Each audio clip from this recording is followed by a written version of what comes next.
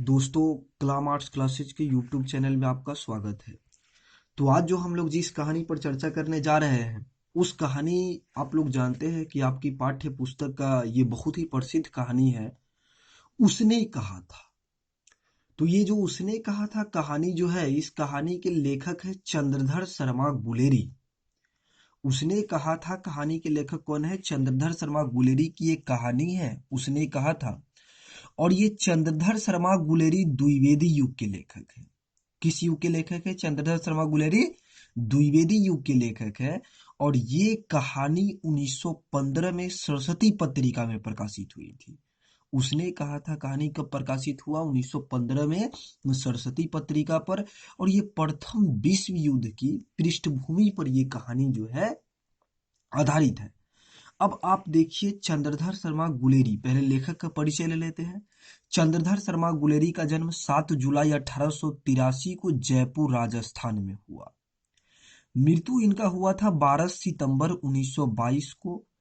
पिता का नाम था पंडित शिवराम और मूल निवास गुलेर नामक जिला कांगड़ा हिमाचल प्रदेश में ये रहते थे। शिक्षा देखिएगा, बचपन में संस्कृत की शिक्षा हुई।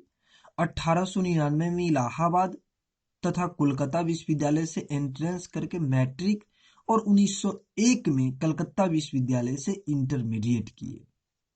1903 में इलाहाबाद विश्वविद्यालय से इन्होंने बीए किया।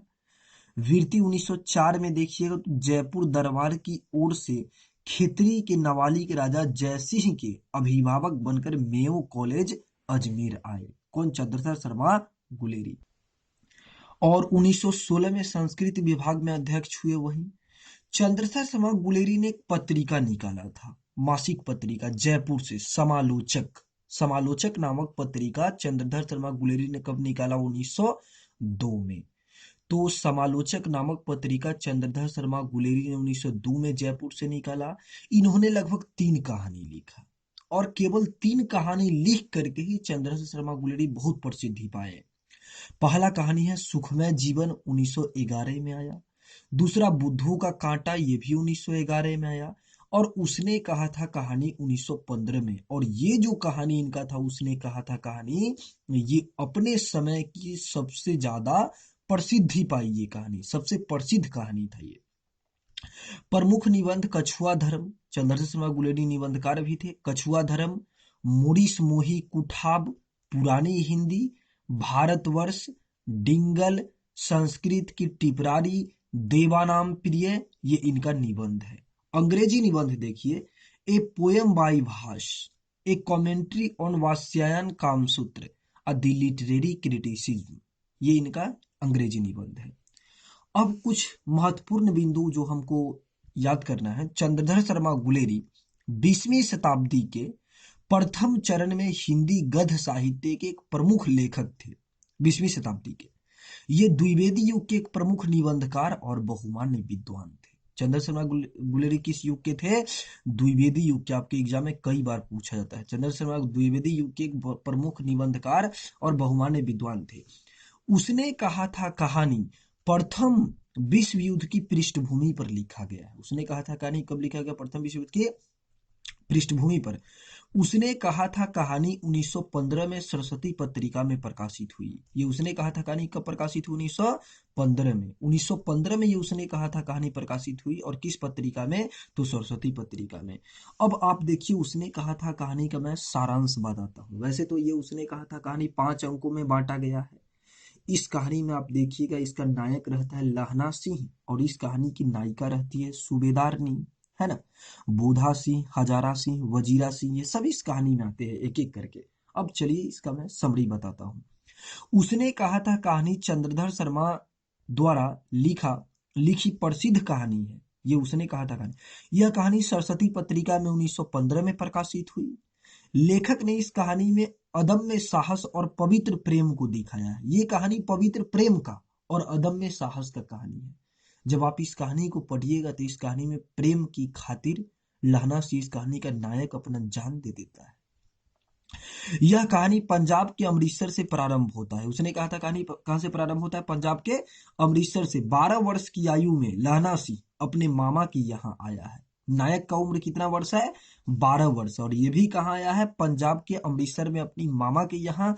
और नायिका जो है वो नायिका 8 वर्ष की बालिका है, वो भी अपने ननिहाल में आई है। लेकिन दोनों की भेंट दुकान पर पहली बार होता है। दोनों की भेंट कहाँ होता है? दुकान पर। वह भी अपने मामा के घर आई हुई थी। इस बीच उसकी मुलाकात उस लड़की से प्रायः हो जाया करती। तो देखिए, दोनों की मुलाकात बाजार में हो जाया करती थी। और वह लड़का यानी कि लहना सिंह नायक उससे पूछ बैठता था कि क्या उसकी कुर्मई हो गई है। कुर्मई का अर्थ होता है सगाई। अब कोई लड़की से अगर आप ये पूछिए कि कुर्मई हो गई है तो क्या जवाब देगी? मतलब थोड़ा शर्मा जाएगी। तो उत्तर में लड़की शर्माकर धत कहकर चली जाती थी। एक दिन उसके पूछने पर उस लड़की ने कहा कि हाँ, कल ही उसकी कुर्मई हो गई है। यह सुनकर लहना सिंह काफी उद्विग्न हो उठा, नर्वस हो गया, क्योंकि वह लड़की को चाहता था। पूरा सब्जी वाला को, दूध वाला को, सबको मतलब टक्कर देते किसी तरीका से घर पहुंचा। फिर देखिएगा तो यह कहानी का दूसरा भाग 25 वर्ष बाद शुरू होता है। कहानी का दूसरा भाग कब शुरू होता है? 25 वर्ष बाद। अब लहना सिंह ब्रिटिश फौज में सिख रेजिमेंट में भर्ती हो गया है। लहना सिंह अब सैनिक हो चुका है। ब्रिटिश फौज में, अंग्रेजों के फौज में, सिख रेजिमेंट में अब सैनिक है। और वह जो लड़की जो थी, उस लड़की का विवाह लहना सिंह का जो सूबेदार है, हजारा सिंह, उससे उस लड़की का विवाह हो चुका है। मतलब बचपन में लहना सिंह जिस लड़की को प्रेम करता था, वह लड़की लहना सिंह के ऑफिसर की पत्नी है। अब वह लड़की लहना सिंह की सूबेदारनी हो गई। बीच में वह छुट्टी लेकर घर आया हुआ था, कौन? लहना सिंह। तो लड़ाई पर जाते समय सूबेदार हजारा सिंह के घर पर रुका, क्योंकि सूबेदार बोला था कि लहना जब चलना तो साथ लेकर के हम लोगों को चलना। घर पर रुका। लेकिन जब लहना सिंह सूबेदार के घर पे जाता है तो सूबेदार की पत्नी लहना सिंह को बुलाती है। और जब सूबेदार की पत्नी लहना सिंह को बुलाती है तो लहना सिंह को बोलती है कि क्या तुम मुझे पहचानते हो? तो लहना सिंह बोलता है कि नहीं, हम तो आपको नहीं पहचाने। तो बोलता है कि क्या तुमको याद है, तेरी तेरी कुर्मई हो गई है।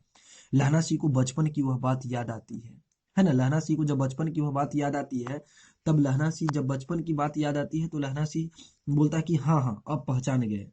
तो सूबेदारनी की पत्नी वही बालिका थी जिस पर वह ननिहाल में आसक्त था।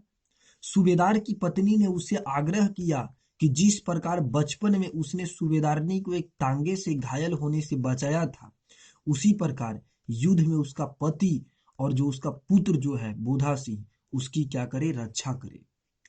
बुआ, एक बार जब लहना सिंह बचपन में अमृतसर में था, पंजाब में, जहां पर लहना सिंह और इस लड़की के बीच में प्रेम हुआ था, एक बार सूबेदारनी यानी कि यह लड़की जब टांगे से पीच रही थी तो उस वक्त में लहना सिंह ने उसका हाथ खींच करके तांगे से पीछने से उसे बचाया था। तो वह लड़की यही मतलब वादा करवाती है लहना सिंह से कि याद है बचपन में तुमने जिसे मुझे एक बार बचाया था, वैसे ही युद्ध में, यानी कि युद्ध मोर्चा पर भी क्या करोगे? तुम मेरे पति हजारा सिंह का, सॉरी हाँ, तुम मेरे पति यानी कि हजारा सिंह का और मेरे जो लड़का जो है बोधा सिंह, उस दोनों का क्या करोगे? रक्षा करोगे। एकमात्र रक्षा। वह लहना सिंह से वादा करवा लेती है। कौन? सूबेदारनी। युद्ध भूमि में उसने सूबेदारनी के बेटे बोधा सिंह को अपने प्राण की चिंता न कर जान बचाई। किसने? लहना ने। लहना उसको अपना कपड़ा तक दे दिया पहनने के लिए, जब उसे ठंडी लगती थी तो। बोधा सिंह का बहुत ख्याल रखता था। बोधा को बोलता था, बोधा तुम सो जाओ, हम लड़ेंगे। पर इस कोशिश में वह स्वयं गंभीर रूप से घायल हो गया। उसने अपने घाव पर बिना किसी के कहे कसकर पट्टी बांध ली और इसी अवस्था में जर्मन सैनिकों का मुकाबला करते रहा। मतलब लहना सिंह एक, आप कहिएगा तो एक साहसी सैनिक था। मतलब एक प्रेमी तो था ही, लेकिन लहना सिंह एक जांबाज सैनिक था। वह अपने साथियों के लिए लड़ता था। जर्मन सैनिकों को अकेले कितने जर्मन सैनिकों को मार गिराया, है ना? उसने अपने घाव पर पट्टी बांध करके जर्मन जर्मन सैनिकों का मुकाबला किया। और शत्रु पक्ष की पराजय के बाद उसने सूबेदारनी के पति सूबेदार हजारा सिंह और उसके पुत्र बोधा सिंह को गाड़ी में बैठा दिया। लेकिन जब घायलों को लेने के लिए जब युद्ध भूमि में गाड़ी आया, जब युद्ध समाप्त हो गया, तो लहना सिंह यानी कि सूबेदार हजारा सिंह और बोधा सिंह को उस इमरजेंसी गाड़ी में बैठा दिया और लहना सिंह खुद नहीं बैठा। तो सूबेदार हजारा सिंह बोलता है कि लहना तुम भी मेरे साथ चलो। लहना बोलता है कि मेरा घाव उतना गंभीर नहीं है, आप चलिए, मैं आऊंगा। और लहना बोलता है कि जाइए, आप सूबेदारनी से कहिएगा कि सूबेदारनी ने जो हमसे वादा करवाया था, मैंने जान दे करके भी उस वादा को क्या किया? पूरा किया।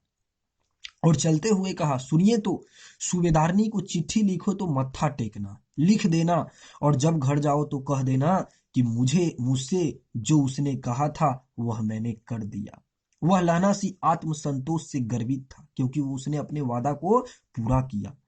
उसने सूबेदार की पत्नी द्वारा किए गए आग्रह एवं दिए गए वचन का पूरी तरह पालन किया। लहना सी वचनबद्ध व्यक्ति है, पालन किया। अंततः वह भी शहीद हो गया।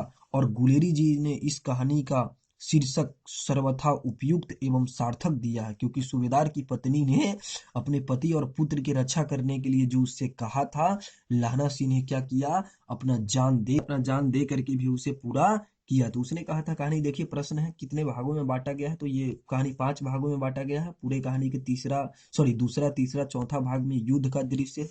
उसने कहा था कहानी के पात्र लिखिए, तो लहना सिंह इस कहानी का नायक है, मुख्य पात्र है। सूबेदारनी है, कहानी की नायिका है। हजारा सिंह सूबेदार है, नायिका का पति है। बोधा सिंह हजारा सिंह का पुत्र यानी कि सूबेदारनी का लड़का।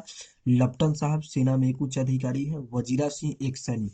लहना सिंह का चरित्र इसी तरह, लहना सिंह उसने कहा था कहानी का नायक है, और 12 वर्ष की उम्र में ही उसके हृदय में सूबेदारनी के प्रति एक निष्ठ प्रेम हो जाता है।